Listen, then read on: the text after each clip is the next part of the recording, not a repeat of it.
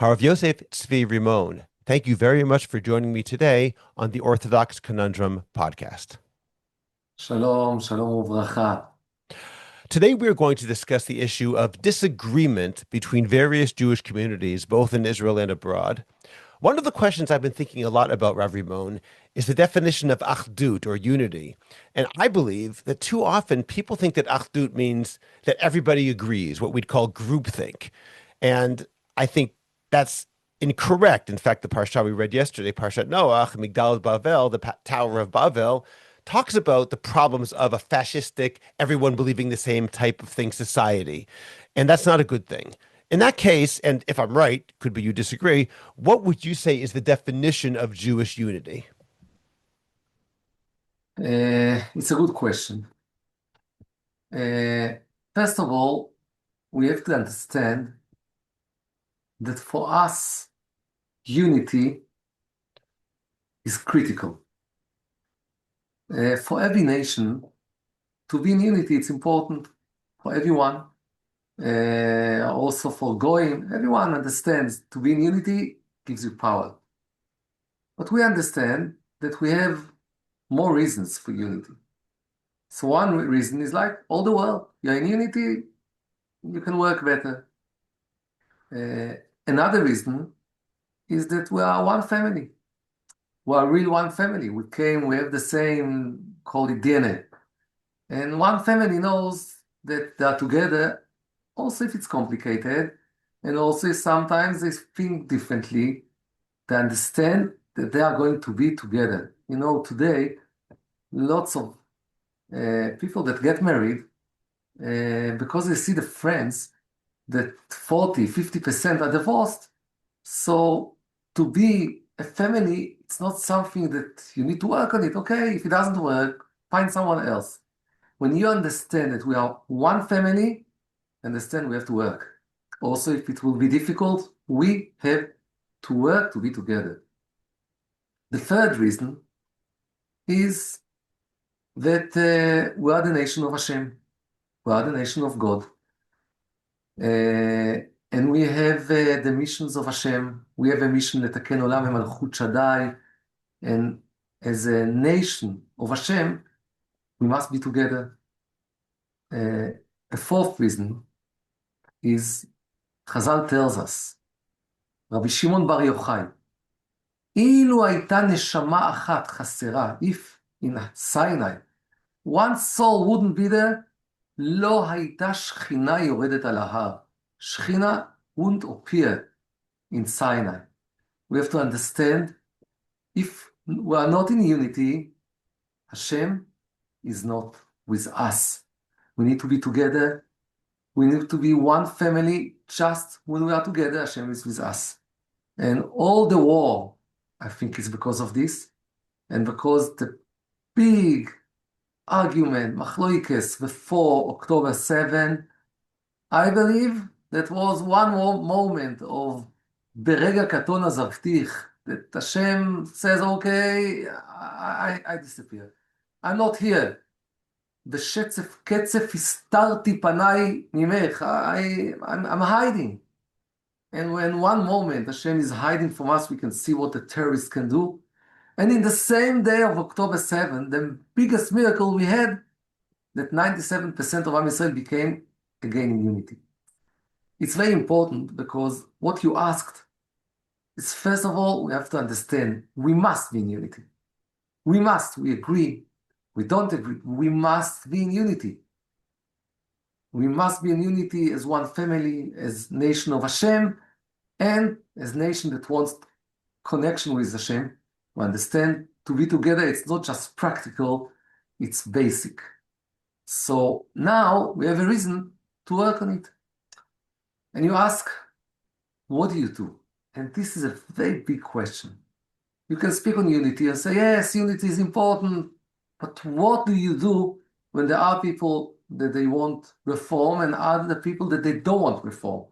People that want this point, people that don't want. So And by actually, reform, you're referring to judicial reform, for example. I want to make sure people understand you don't mean necessarily the reform movement. I just want to explain that to my no, listeners. I mean the reform before October 7. Right. the reform in Israel, to Right. change the system of the court in Israel. It's a good, what you said, or other things.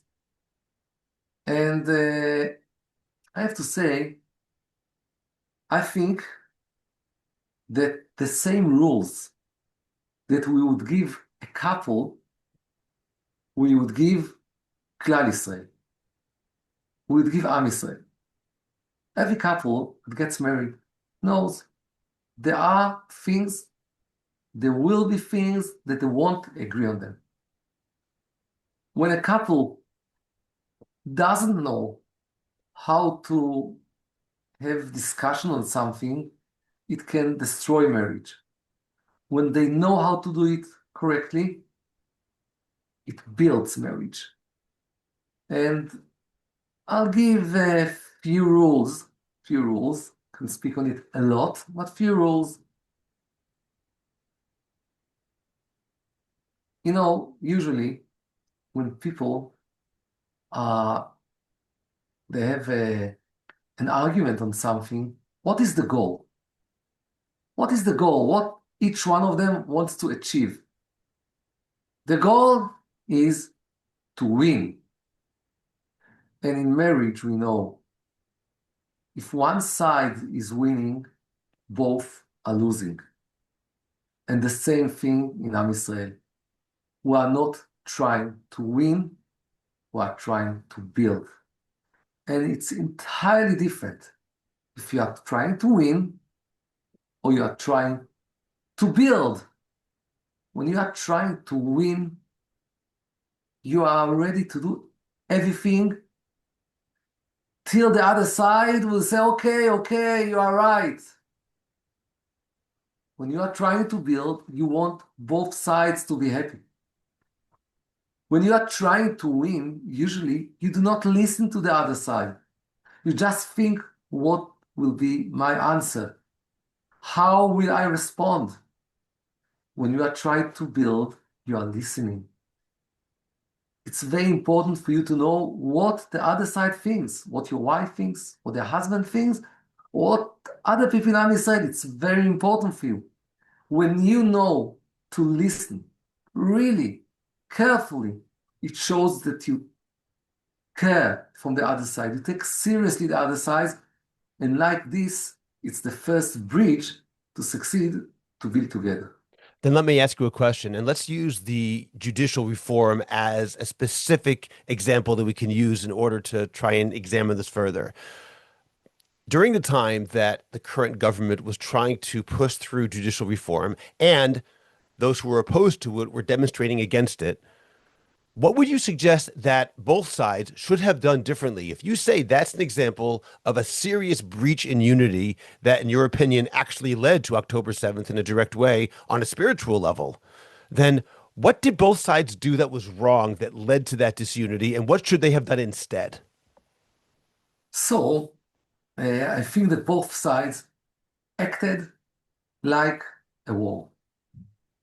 Acted like a war. First of all, I have to say, I don't like the word reform. Reform tries to show as if you are changing everything. Really, it wasn't to change so many things. It wasn't. People in the left had a feeling that all democracy is going to be destroyed now. Now, Yamin, the right, religious, they're going to control everything, no respect to court, no. It wasn't true at all. At all. If we have 15 judges of the Supreme Court, בית משפט העליון, בג"ץ, so if today, I don't know exactly, but let's say 80% of them are left, so they wanted to make a different way, that another two will be from the right. That will be, also these won't be exactly the same. They want to do those other things that are, most of the world is working like this, because most of the world do not give so much power to the court like Israel.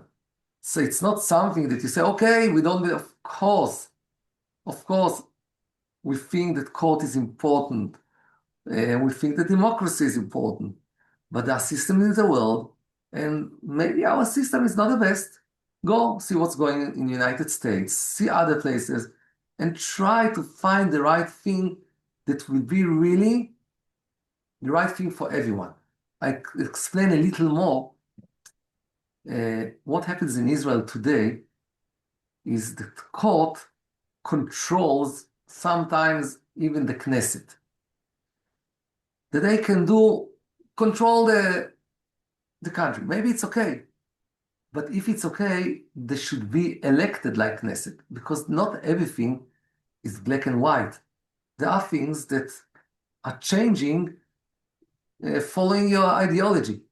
So if 80% are one ideology, it's a problem. We want exactly that everyone will be a part, like democracy, wonderful, 100%. But do it in the right way that everyone will have represented there.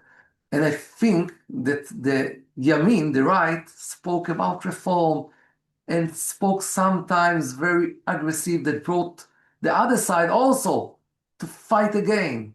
And as if this side is against court and against democracy, and this one tries to save the country.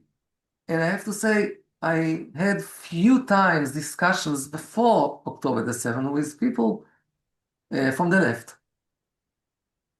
And after quarter of an hour, 20 minutes, we became friends. It's a different language. Listen to the other side. Try to understand what bothers him. Try to explain your side. I think when you are doing it in the right way, that you are trying to listen, that you understand the other side. Also, maybe, maybe there are things that we have to change, okay? Let's hear. You people, you think, I don't know, people from the left, you think this is wrong. Let's think about it. Maybe we should be better. But it's something that you should really listen, really try to respect the other side. And I think that when you come from love, when you appreciate the other side, also if you don't agree on some things, you can be good friends. I'm ready to give you another example. Well, can I ask one thing just about that, just so I can understand better? I want to distill what you said. Can you tell me, Rav Rimon, if I'm understanding you properly? Do you mean that the problem wasn't so much that they disagreed, which is fine, but the language that they used implied that the other side had no value whatsoever? Essentially, the left would say about the right that they want to destroy democracy. The right want to say about the left that they want to institutionalize their control of the court in a way that the right has no say. Both sides were essentially not communicating at all. They were assuming the worst. That's called dan l'chav chova, judging for the worst about each side. Whereas disagreement isn't the problem. And I don't want to put words in your mouth. I want to make sure I understand, though. It's not that disagreement is the problem. It's the language they use and the assumptions they made about their opponents, and even thinking of them as opponents, as opposed to co-builders with a different direction. Is that a fair way of describing what you're saying? 100%. Okay. 100%. I have to say, how do you change it? How do you change it? As my mother used to say, sometimes easy to say, okay, what do you do? So I can't say, do this, but how do you do it? So I'll explain that, but I'll give an example. After October the 7th, I started helping lots of widows of the war and injured soldiers and families that are out of their homes with Plus Sulamot, my organization, and some from Mizrahi, to help them to have a normal life. But one of the things that I started doing is a project of chesed, of achdus, of unity, a project called Yad Beyad. So we started it, Yad Beyad, project of unity, project of teenagers that are 16, 17, 18 years old, that thousands of them are full religious, thousands of them are not religious. If you ask, how did I get all those kids, teenagers, so I'll explain afterwards. But we brought them together and we are doing activities together with a leader that helps. And day to day, love each other, appreciate each other, and also things that maybe they don't think the same because they love each other and appreciate, they listen and they hear in a different way that they would do before. What I'm trying to say is, if you want people really to listen, sometimes you need to see other things, not connected now. Leave this uh, argument about the court reform. Leave it alone. See things that we can appreciate each other. Things that connected to chesed that each one of us is doing. Things that connected to common history. The grandfather, this one was in the Holocaust, this was in other places. What we are doing with the groups, first of all, to appreciate each other, to see so many good things, so many things in common. We did a huge event in Tel Aviv, Hunger 11. It's a big place, thousands of teenagers, half religious, half not religious. And one of the things we did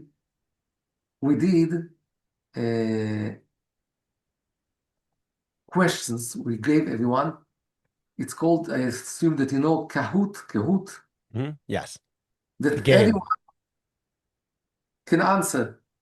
And you can see the answers. So around 20 questions on important things in Israel. And they were mixed. They saw that almost all the questions, 90% of them had the same answer. So wow, we feel, we are not so different. Lots of things think the same on the state of Israel and on the army and lots of things. We're so close. Okay, 10% we don't think. So first of all, to see there are lots of things in common. Then to see how many good things this one is doing and this one, you say, wow, they're so good people. To appreciate each other, when you appreciate each other, when you see that there's so many things in common, then you have the ability to listen also for things that maybe you think different. Okay, that's a really good example. And I have two questions about that. This is my first question, though, specifically about teenagers. And I guess this applies specifically to your organization, Yad B'Yad, which means hand in hand. When you have thousands of teenagers from different backgrounds coming together, I wonder what you would say about the fear that I bet some religious and particular parents would have about their teenage children who are not yet fully intellectually mature, obviously, interacting so intimately and on a philosophical level with other teenagers who are not religious, because if a child who is not yet fully formed in their religious identity has full access to the ideas of the Chiloni world, of the non-religious world, one might say, and I'm not arguing this, but I could understand the argument that I'm afraid that my child will say, hey, this person's really not so different from me. Why should I be religious? Why should I do these things? The reason I say it might be a bigger fear for religious parents is because there's obviously an attraction to, well, I don't have to keep Shabbos. I don't have to keep kosher. I can take off the restrictions that I'm currently working under. So is that a fear? Is that something which religious parents should be concerned about in the drive for unity to lose yourself? Okay. So first of all, of course, you have to think about it. Of course, it's a question. Uh, and for this, I have to tell you first, from where did I take the teenagers and how did I do it? Around 6 years ago, we saw, let's say it's me and my team in Sulamot, that we are dealing, the main head is education. My books that I'm writing and curriculums for schools across the world and movies to learn Mishnayos and lots of things, and also Chesed, as I mentioned a little bit before. We saw that Saturday night, Tzei Shabbat, youth are going to have fun. We didn't want it. I wanted the youth, instead of having fun, Motzei Shabbos, to learn Torah. How do you do it? So we thought that if we are going to invite them to a shiur, we don't know how many will come. Instead, we search for leaders of the teenagers in every town. There was a guy that started it in one place, and then we continued it with him to go, or two places, to go and to see every town leaders of the teenagers and to help them to invite their friends to the shiur and to help them with food, with other things. We have today 87 branches in all over Israel, and every Saturday night, 12,000 teenagers are learning Torah. It's not children. Children, it's also, a mission to bring teenagers, teenagers, Gilai Bagrut. It's a time that the sechel, the brain, goes letayel for a few years. Yes. They come. 12,000. 12,000. Just to understand, Hoshana Rabbah, there is a minute to learn all night. 5,000 of them came to Binyanei Hauma and learned all night. All night. I made a tish with them. Was a tish for the boys, a tish for the girls, different. Wow. So first of all, those teenagers, every Motzei Shabbat are meeting, learning Torah. They come from energy of Torah, Baruch Hashem. And the other side, the Chiloni side, the secular, what we did, we found an organization called Chamesh Etzbaot. That they are also a youth movement, but they try to educate through to values through sports. And because of this, boys and girls are separate. So this was my first condition. All what we do with the secular, we have separate groups of boys and groups of girls. Because if they are mixed, so then heart and love are working and we cannot control it anymore. It becomes something entirely different. Yes. So first of all, it's boys separate and girls separate. Secondly, they come, Baruch Hashem, from learning every Motzei Shabbat, they come with energy of Torah. Third thing, we have a leader. We have Dapei Mekorot. We have source pages. They come, they learn. It's not just that they come and have fun together. It's with lots of thinking before what they do, how they do. And I have to say that I feel, especially today, after the war, and especially with the Dati Leumi world, that the Emunah and the Torah and the belief in the way is so strong that the Emunah gets stronger all the time when they meet the other side. Stronger and stronger. You see, all those meetings make them more serious, understand the mission, understand Torah, and the shlichus, and the army, and all the things. And I feel that the other side, the secular, feel it and even appreciate it.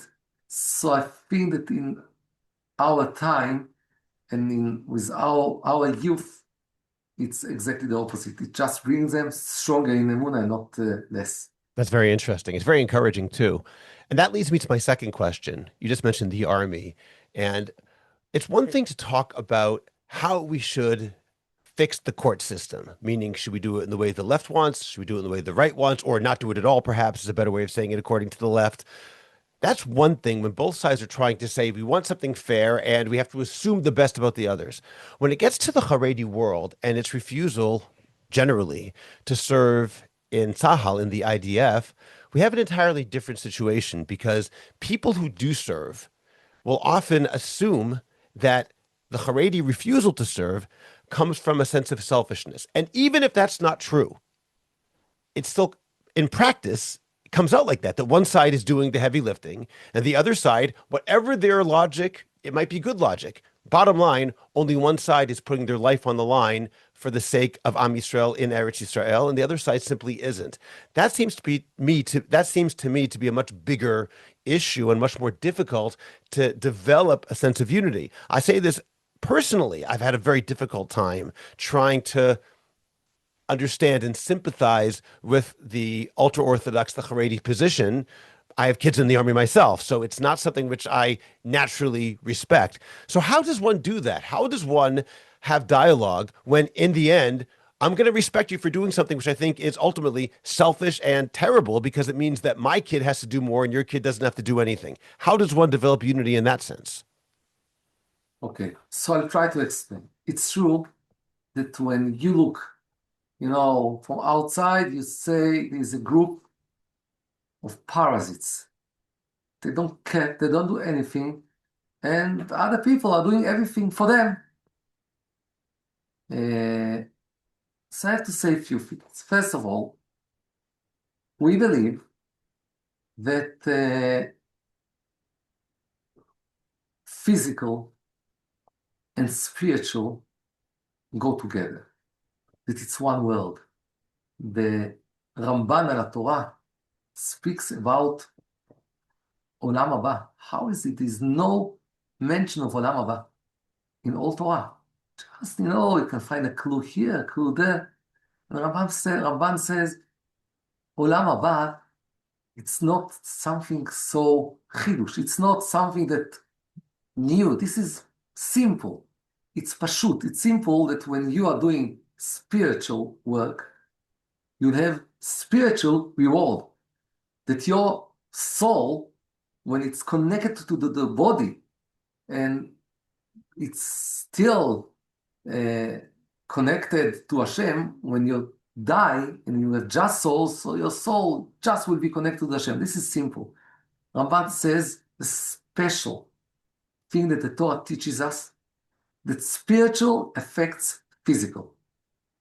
That when you are doing good things, והיה אם שמוע תשמעו אל מצוותיי, you'll keep mitzvot, ונתתי מטר ארצכם בעתו, you'll have rain. We believe that when we behave better, when we learn Torah, chesed, mitzvot, that it affects also the physical things. We believe it in everything. We believe it also in the war. The Gemara in Makot of Yud says, עומדות היו רגלינו בשערייך ירושלים, thanks to Yerushalayim that we're learning Torah, we succeeded to win in the war. So first of all, we have to understand every Torah that is learned, also by Dati Leumi, also by soldiers in the battlefield that are learning Torah today more than ever, and also by Charedim, it's important for Am Yisrael. So first of all, we have to understand it's important. Secondly, we have to understand that it's something very special that you can see so many people that are ready to give everything for Limud Torah. They are ready to be 13 children in 3 rooms with conditions that are very minimized, and learning Torah. We can also, if I don't think that this is the right model, exactly, I can appreciate it. So this is first. But other thing we have to understand, and this what I think, that the Torah tells us to go in a war. Ramban tells us that we mustn't rely on miracles. We must fight. And Hashem is with us and helps us just when we do all the efforts that we can do. And because of this, I think that all Tanakh, Moshe Rabbeinu, Yoshua bin Nun, David HaMelech, they were fighting and learning. And this is what we do in Yeshivat Esder. And you see today the army, it's unbelievable. Half of the Chayalim in the cemetery, the Tza'areinu, came from Yeshivot, Esder, Mechinot, from Torah. You see something that is unbelievable. You see a model. Today you see that if you are full of Torah, you even more can be a soldier with a mission. Now, I won't speak at all now about the soldiers, about the guys in the Charedi world that are learning. But let's speak about the 40,000 that are not learning. Okay, why they cannot go to the army? I think that also the one who learns, they can go and you can learn and be in the army and be a great Talmid Chacham. Okay, I understand you don't think like this, we can put it aside now. 40,000 that are not learning. So I spoke. They called me. Rashi Yeshivot, not from the high, not the medium in the Haredi world. And they said, we feel that it's not okay. I said, okay, so go to the army. They said, no, if they go to the army, they won't remain religious. They won't remain frum. I told them, if you go alone to the army, maybe you are right. But we have something called Hesder. You go as a group. Do the same. And they told me, also, if we'll do this, we're afraid we won't succeed to remain frum. I told them, look, if you have a unit, just Haredi unit, and all the unit, just boys, and shiurim with Haredi, what's the problem then? They said, we're afraid if they'll go out of our world, they won't remain religious. I have to say, I think that if it's true, it's a problem of them. It's a problem of Emunah. And I think that, look, I'm learning all my life, Torah. And I have students that learn all the time and they fight in the battlefield. But at least those 40,000 that are not learning, just to go around and then to go work and to go, a girl, 18 years old, writes me in summertime, she says, I'm going in the north and I see lots of Haredim in Tiyulim. I say, how can it be? My brothers are fighting in Gaza, at least stay all day in yeshiva and learn. Something is wrong. I think that the Haredi world, in the end, will be there. It's changing, especially all those that are not learning. לא יכול להיות, it cannot be. But if you are coming just in a negative way, in a way that doesn't understand the value of Torah, doesn't understand that learning for Am Israel is not to be parasite. It's also important. Okay, now you say, I think that you must be in the army. At least let's start with those 40,000 that are not in the army. I think that if we'll come from a place not of fighting, not of a war, but of appreciations, I think that it will be different. Although I have to say that I don't see cooperation from the rabbis so much there. And I think that it won't go milemala lemata. Won't go from top, from the rabbis. It will go milemata lemala.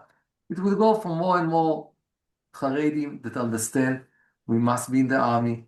It cannot be. Just today, someone sent me of Haredi Chayal that went to Hashmonaim. And he writes, I couldn't believe what's going on there. I couldn't believe. We're on Shabbat, Divrei Torah in all the meals, and Suda Shlishit. We're sitting all together, singing Zmirot Shabbat. He writes the spiritual atmosphere. I think that for most of those 40,000 that are not learning, if they go in the right way, it will be something that will give them more chizuk in emunah and not less. I feel that this war and the miracles that we saw in this war are the largest sefer of emunah that we can have. It's unbelievable. You see the soldiers fighting religious, non-religious, and they feel all the time that Hashem is there, that Hashem is in the battlefield, that God is there. I think it just increases emunah. And if they would be there, it would be wow. Today, at least 40% of all those soldiers are Dati Leumi. If the Charedim will be there, it's not that they won't be influenced, they can influence other people. They can help, they can bring emunah, they can be a part of the state of Israel. So I think that they must be there, especially all the 40,000 that are not learning. We can start with them, but we have to do it in the right way not by war. I agree And with you, and I definitely agree that starting with those 40,000 is probably the way to go. It remains very difficult for people in the Dati Leumi, the national religious world, to maintain that sense of we're all looking at the same goal here when and not to fight when, as you said, the leadership is constantly just refusing, meaning no accommodation. It's not as though they say, let's try this. It seems, at least, I don't know what goes on behind the scenes, but in terms of public pronouncements, is always no, no, no, nothing, absolutely nothing. This digging in your heels, and we're not going to compromise one Charedi person. Moreover, there's also something which religious people will look at and just be mystified by the logic. Let's talk about those 40,000 people who won't go or who are told they can't go. And the reason is we're afraid they won't be religious. And people like me will look at the halacha. If you see someone drowning in the river, and someone says, "Well, I could save him, but I'm afraid I won't become religious or I'll lose something." That's not how it works. We don't. That's the cheshbon they're making. We're afraid. First of all, it's not a reasonable cheshbon, as you said in Chashmonaim. This religious, this Haredi new division of the army. It's actually very spiritual. But even if that weren't true, when Jews are being killed, when Jews are dying, when we need to defend Jewish people, the idea that somehow that individual guy's personal religious journey is more important than pikuach nefesh, saving a life, v'hafta l'reacha kamocha, is just mystifying. And sometimes people like me will say, I don't understand. We have such different values. We're both religious, but we're looking at a different Torah. And it's very difficult to develop that sense of unity when you feel that the rabbis, as you say, who are saying no, no, no, are looking at a Torah which feels not like the Torah that I look at. so you said two different things. If I take what you said about that they won't remain religious, if it would be true that they won't remain religious, I think what you said about pikuach nefesh, it's not so simple. If be'emet, the Arabs would come now and kill all of us, okay, everyone understands they would go. But Baruch Hashem, some people will say unfortunately, but I'll say Baruch Hashem, we have people that are doing it and are fighting for us. And I have son-in-laws all the time, again and again in reserve. So difficult. They leave the wives, they go again and again. It's not fair. It's not, but it's not that everyone's going to be killed. And if you say like this, you say, okay, the price, let's say that 40,000 won't be religious anymore. It's a big price that I'm not sure that it's a price that is good for the state of Israel. I'm not sure. But let me just say one thing about that. I know what you mean, but they're not saying they definitely won't be religious because that would be absurd. They're saying there's a chashash, there's a possibility, and that's what I mean because I realize it's not pure pikuach nefesh, but I it's understand, but because of this, I think that I don't like to work in this logic. okay. I think that everyone should make an effort, and we see Hesder, they go religious, they come back religious. We have a model, so why to speak on things that I don't need to speak about them. I don't need because I have a system, and we know today, if you go something like Hashmonaim, I think that also the army should try and work on it all the time. The army just now understands it because for years the army said, okay, we prefer 2 girls than 500 Haredim in the unit because they had the ideology, girls everywhere. Okay, you have to understand, if you want Haredim, so the girls would be in some units, and some units they won't be. You have to work in the right way, and you have to find, and we have the solution today. Hashmonaim is a good solution. We have a solution, and we have to understand, also when they are not going to the army, 10% of them don't remain religious, and then that terrible situation. They can be in place with drugs, and speaking of our Haredim that are out, or other things. I think that the army could save them. You do it the right way, so most of them, most will remain religious, will do like Hashmonaim, and maybe if some won't remain, it won't be a different percentage than stay. In the Haredi world, the only difference will be that instead of them being in drugs, there'll be people that do good things, other things in Am Yisrael. And because of this, I won't go to the point of losing religious, pikuach nefesh. I won't go. I think that it's exactly the opposite. If you do it the right way, it won't lose emuna, it will strengthen emuna, will give more emuna. I see in our tzibur, the Dati Leumi, in this war, more and more people are stronger and davening to understand. I get questions day and night from the battlefield, day and night. I think that from the time we became a nation, wasn't so much Torah in the battlefield like today. Religious, non-religious that come and also get emuna and tzitzit and feeling. It's unbelievable what's going on there. And because of this, I believe that the Dati Leumi world that paid a big price will become stronger, not just in Tzionut, but also in Torah. In Torah and Emuna, I think we're going to jump. We're going to jump, and I hope that lots of Charedim will see it and jump with us. I'll just say one thing in order to defend the Charedi position, just quickly before moving forward. I do know a soldier who is, I don't know if you would call him Charedi, but semi-Charedi, who told me himself that he was, and he's in the army, and at one point he was banning the guard booth on Shabbat, and a commanding officer's girlfriend drove in and they had to press the button to raise the gate to let her in. This was just so the commanding officer could be with his girlfriend, meaning this was not pikuach nefesh. This was not an army necessity. This was simply a commanding officer commanding someone to do something, which was chilul Shabbat, the shame nothing. So I don't, I hope that's not common. I hope that's unusual. And by going to something like Chashmonaim, we can avoid that. But I don't also want to pretend that the Haredim there's never a problem ever and that everything is perfect in the army, because we know in practice it's not. This isn't about not being religious, but it is about sometimes being forced to do things that might be religiously improper. I have to say that your example, this is example that I would say, first of all, usually it's not happen, doesn't happen. Right. It's rare, of course. Baruch Hashem, it's not what happens. And if once this will happen, then I would say, of course, pikuach nefesh, it's much more important.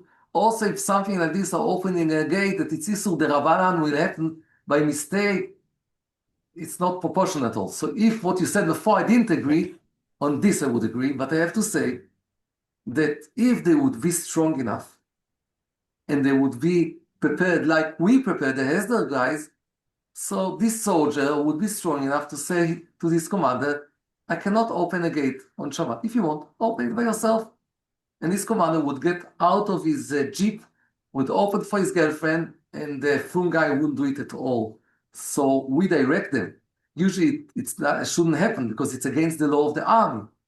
But if it happens and the soldiers are prepared, they know what is really things that are not connected. Doesn't happen a lot, but if it will happen, they know how to act in the right way.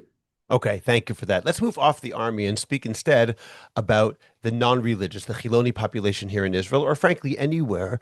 And you talked before about Yad B'Yad, your organization, as well as Sulamot, a different organization, or the larger organization that you run, which builds bridges between religious and non-religious populations. I'm wondering how much a religious person, when speaking to a non-religious person, in your opinion, Rav Rimon, should have in mind to make that person religious. What I mean by that is that, on the one hand, we would say, how could I not want to share something which I think is very important, which I think is the reason that Jews were put here, to keep the Torah?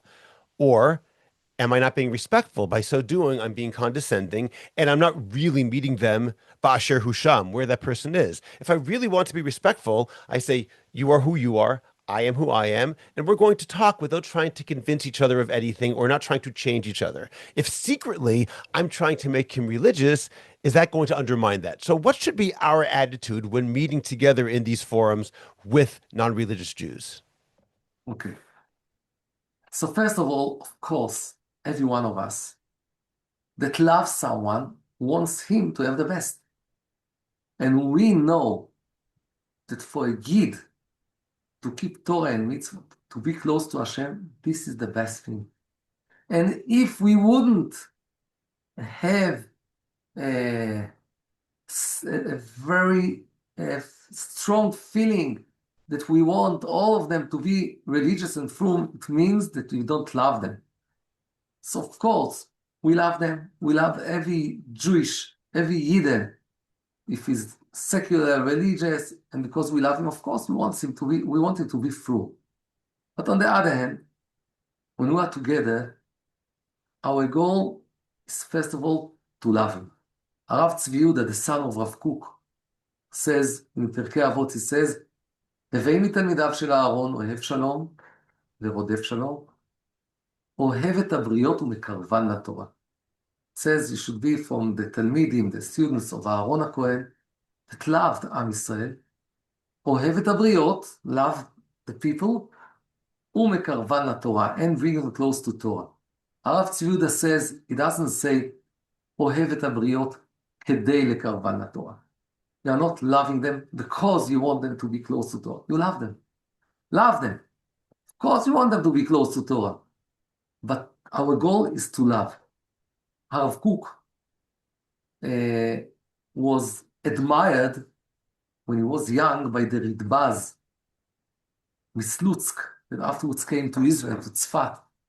Later on, when Rav Kook came closer to the secular and helped them with Shemitah, Ritbaz was very angry on Rav Kook.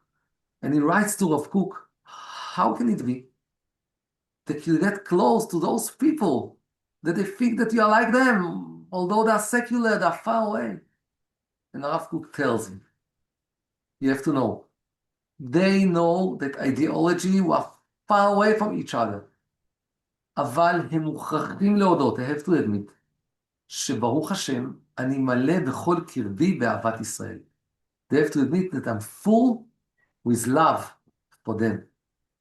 I believe that if you love someone, and if you appreciate him, and if you get close to him, and you have a strong soul, then he'll see all the unbelievable things that you have, and he'll try to be like you.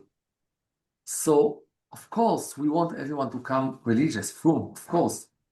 But our goal when we speak is to love them, to appreciate them, to understand that every Yid is like Sefer Torah, also if sometimes some of the letters are not correct. This is our goal. I believe that if we'll do it in the right way, it will bring Bezrat Hashem, that it will come closer and closer to Torah and to mitzvot. Almost by not making that your goal, by loving them as they are and simply embodying Torah values, you're mekarvan la Torah by being that Torah scroll, by being the person they should admire without trying to use that as a secret goal that I'm trying to do. If they would ask me, of course, I think everyone should be religious, but I'm not trying to do anything to you right now. That's not my goal. I'm not being friends with you for that reason. Is that correct? It's correct. And I think that if I'm searching for people that are expert in this, there are Chabadnikim all the world. You see Chabad everywhere. They love and they don't speak anything. And in the end, people become close and they have some people are going to Kathmandu, to India, and there they found Hashem in Beit Chabad. When people are just with them and singing and loving them. So I think this is a very important thing.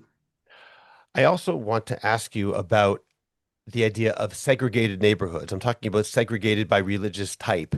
So, for example, I live in Ramat Beit Shemesh, you live in Alon Shvut, and these are, at least by and large, religious neighborhoods where most people around us are the same kind of people that we are, at least broadly speaking.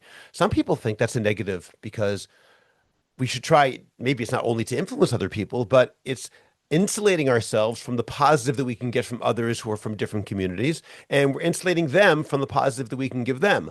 On the other hand, this past Shabbat, my daughter's getting married soon, and we had a Shabbat Kala, and we were walking through the streets with my sister who comes from the United States and her family. And there's something very beautiful about the fact that we could walk in the middle of the street, not because there are gates up, but because no one drives. Everyone here is Shomer Shabbat where I am. That's simply the way it is.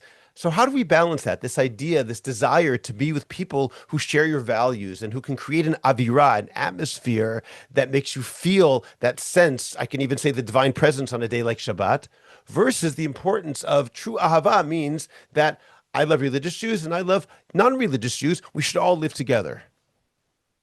Look, I was brought in Tel Aviv. Dizengoff, corner of Gordon. I assume that you can see them. I was there. All my neighbors were secular. I have also religious neighbors. And on one hand, It was very special. We could speak together, there were connections. On the other hand, it was also complicated. If you spoke before on the children, they remain religious, they don't remain religious. The atmosphere, I don't think there's one answer for everyone. I think that there are people that it's better for them to be in a religious community. There are people that it's better for them to be more mixed. But I think there's a good example today with Gar'in Torani. There are lots of places that they go and group together and they are mixed, but they are together. They have meals together, they have community together, they have school, but on the other hand, they live mixed in Tel Aviv, in other places, and they are doing lots of good things. You see that people are connected. We are also involved of helping something like this in Tel Aviv, plus Sulamot. And there are lots of secular that come and want to learn and to listen. So I'm not sure that is one model that is good for everyone, and every model has plus and minus. But on the other hand, I think that if you do it in the right way, it can be a good model also when you are mixed. I'll share a story from a couple of years ago. We were asked to host several Roman Catholics for Friday night dinner, along with other religious families in our neighborhood. And afterwards, we all got together for dessert. And it was very interesting. They just wanted to see what a Shabbat was. And these were from Catholics. They were very religious. And it was an interesting experience. What I found fascinating was that as we afterwards walked together, it was my family or my wife and I, along with these four Roman Catholics, walked together to the place where we were all meeting together for dessert. It was seeing their eyes. They were fascinated by the fact that, as I mentioned before, everyone was Shomer Shabbat. There were no cars in the street. It was completely quiet. We were walking down. And this is something which they said they don't have and they miss. Living in the United States, these were people who lived in the United States.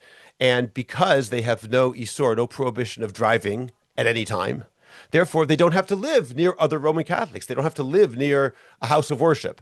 And they saw how beautiful it was that everybody together was on the same page. And that was actually what they were trying to discover for themselves.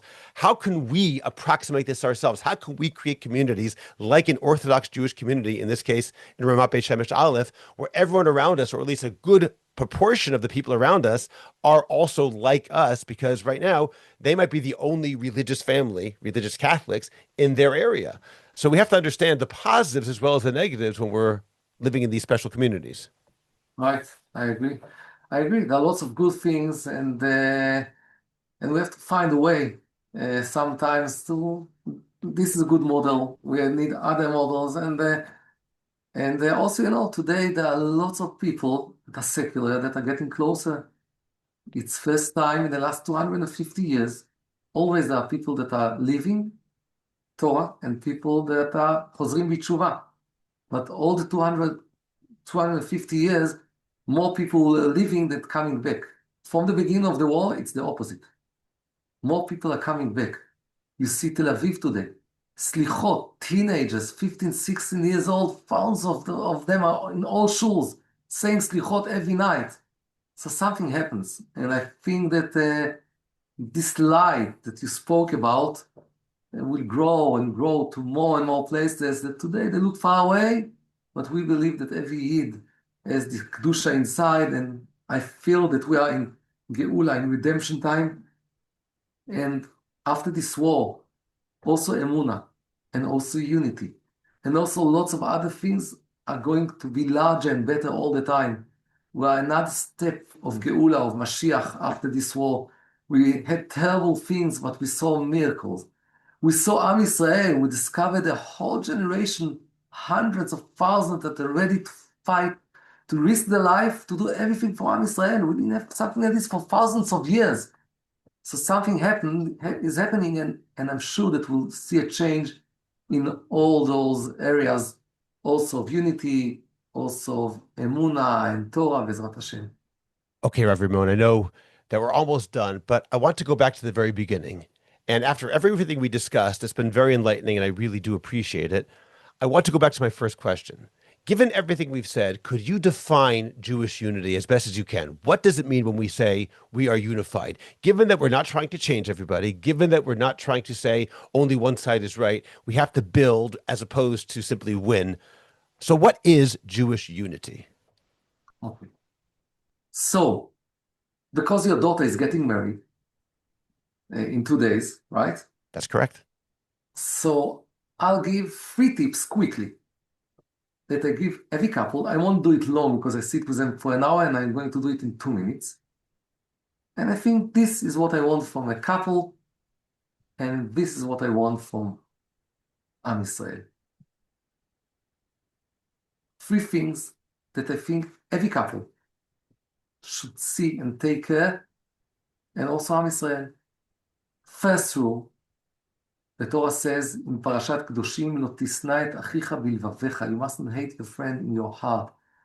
What is in your heart? You mustn't hate your friend. And Rambam explains that if you are angry at something and you keep it in your heart, you have a sin. If you speak about it, then you have no sin. First rule is to speak. To speak, to know how to speak, and as I said before, to speak in the right way. To speak in a way that it's not a war, that it's not to try to win, that you try to build, a way that you are trying that everyone will be happy in the end, to do it in the right way. For a couple, I would say if something is very, wow, upsetting you, so maybe don't speak straight away. Wait half an hour, wait an hour. Maybe sit with a cup of coffee and a cake to change the atmosphere, to have atmosphere of building and not atmosphere of winning. This is first rule. Second rule is listening. I mentioned it a little before. Most people do not know how to listen to each other. A couple came to me before Leila Seder and they argued, where will there be Leila Seder? With the parents of the husband or the parents of the wife. So many tears because Leila Seder. Now a rabbi has to know on what he answers and what he doesn't answer. I'm not going to give them a psak halacha word to be in Leila Seder. They stayed with me for an hour and I just helped them to listen to each other. After an hour, they said what to do. I said, you decide. They were so angry at me. What? We stayed here an hour. After 2 days, the husband called me and said, we had a discussion between us, and now we know it doesn't matter if we decide for this side and that side. Now we understand each other. So to listen, to respect, this is what I want, everyone for Am Israel. And the third thing, Rambam says in Ilchot Deot Perek Vav that the mitzvah of Ve'ahavta Le'racha Kamocha, to love everyone in Am Israel, you have the examples how to do it. The first example that Rambam brings is Yesaper B'shivcho. It means to give a compliment. It's a mitzvah. I tell every couple, every day you should give a compliment. A compliment doesn't need to be just, wow, you finished your degree, small things. The dishes are clean, small things to give compliments. And I want Am Israel to give compliments all the time to each other. To give compliments. You don't need to speak just on the things that you disagree. There's so many things that we can appreciate and love each other. If you give compliment, if you show the other side that you love it, you appreciate, so then okay, there are things that you don't agree, everything is okay. And I believe that for a couple and for Am Israel, the things that we don't think the same, if we do it in the right way, it's not just that we can handle with them, those are the things that are going to build us. And if I'll say for your kala, I'm sure there are things that she likes very much with the chatan. And there are things that maybe sometimes, they got married because they are different. The things that they got married because they are different, those are the things that are going to annoy them all their life. But this is what's going to build them. It's okay. So there are things different, but if you love, you appreciate, so also those things can be good. And maybe I'll finish with a story from the war. It's okay? Please do. When I say I'm going to finish, I have 100 stories to say. I have to pick one of them. But I'll pick one. A soldier that actually is a Chayal Boded, this soldier, Noam Goldman is his name, said in Gaza, in Syria, in lots of places, his family is in the States. It's also something you say, wow, to be alone and to serve. He told me that in Gaza, A soldier came to him, not religious, full of tattoo, all his body tattoo. And then his friend tells him, I have one last spot here that I'm doing now for my new girlfriend. And that's it, I have no space anymore. And the other friend, the Fruman, Noam, looks at him and says, wait a minute, I see all this hand is free. And another friend says, no, this is for tefillin. And this is our decision. Every one of us has tattoo, not tattoo, but tattoo in example, and have bris and feeling. We can decide, do we look all the time on the tattoo or do we look on the bris, on that feeling? It's following other people, following family, and following ourselves. It doesn't mean that we don't want to fix the tattoo. But search good, and when you search good, especially as a couple, בעזרת השם יהיה עוד יותר טוב. ועוד יותר טוב, we'll see more and go more good that will bring us to be better and better, and also to be more in unity. Amen. That's a beautiful story and a beautiful way to finish. I really appreciate your giving your insights today. And this has been really, really important. Rav Yosef Zvi Rimon, I appreciate it. Thank you. בהצלחה, תודה רבה. מזל טוב.